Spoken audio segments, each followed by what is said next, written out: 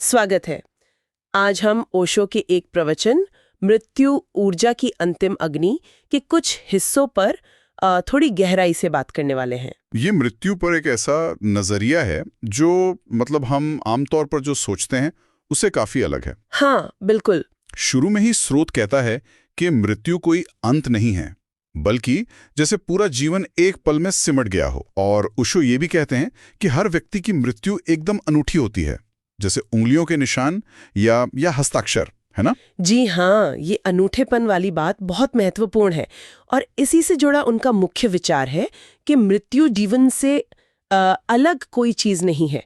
वो तो जीवन का ही एक तरह से चरम बिंदु है, क्लाइमैक्स है। चरम बिंदु मतलब ये कि मृत्यु का अनुभव कैसा होगा वो इस पर निर्भर करेगा कि व्यक्ति ने जीवन जिया कैसे, और क्या वो मरते समय भी जीवन को या अपनी इच्छाओं को कसकर पकड़े हुए हैं। अच्छा, और यहीं पर वो काम वासना वाली बात आती है जो थोड़ी चौंकाने वाली लगती है। मृत्यु के क्षण में काम वासना, वही सृजन की शक्ति जिससे जन्म होता है। तो क्योंकि जन्म इसी ऊर्जा से है और मृत्यु इस जीवन का अंत है, तो आखिरी पल में ये जीवन ऊर्जा मतलब जीने की इच्छा बहुत तेजी से उभरती है। जैसे दिया बुझने से ठीक पहले एक बार लौ भभकती है ना, बिल्कुल वैसे ही। और जो मृत्यु का इतना गहरा डर हमें लगता है वो असल में इसी जीवन ऊर्जा से चिपके रहने की प्रवृत्ति से आता है। हाँ, ये समझ आता है। स्रोत में कुछ उदाहरण भी है इसके, जैसे लोग अपनी उम्र छिपाते हैं या कभी कभी बढ़ाकर बताते हैं। हाँ, या पश्चिम में जैसे कुछ लोगों का मां न बनने का फैसला। ओशो इन सब को मृत्यु को एक तरह से झुठलाने की कोशिश मानते हैं, अनजाने में ही सही। तो क्या हमारे कई सामाजिक व्यवहार भी इसी मृत्यु के डर से जुड़े हैं? काफी हद तक ओशो का इशारा यही है। यहाँ तक कि जो हमें चमत्कारी योगियों में दिलचस्पी होती है या लंबी उम्र वालों में, हाँ, वो भी कहीं ना कहीं इसी डर से जुड़ा है कि शायद इनके पास मौत से बचने का कोई राज हो। और यहीं पर ओशो की आप कह सकते हैं मुख्य चेतावनी आती है। चेतावनी किस बारे में? कि मृत्यु का वो आखिरी पल वो असल परीक्षा है। परीक्षा? कैसी परीक्षा? सजगता की परीक्षा, होश की, अवेयरनेस की।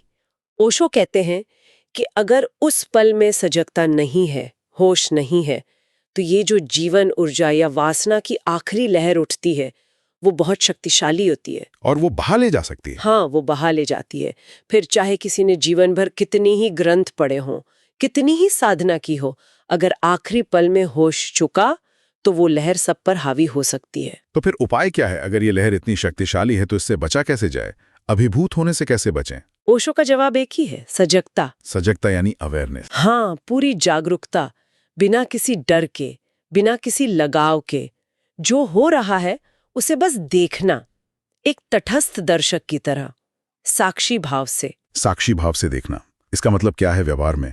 जब वो ऊर्जा उठे, वो वासना उठे, तो बस उसे महसूस करें, पहचानें, लेकिन उससे जुड़े नहीं, उसमें बहे नहीं, डरे नहीं, लिप्त न हो, बस देखें।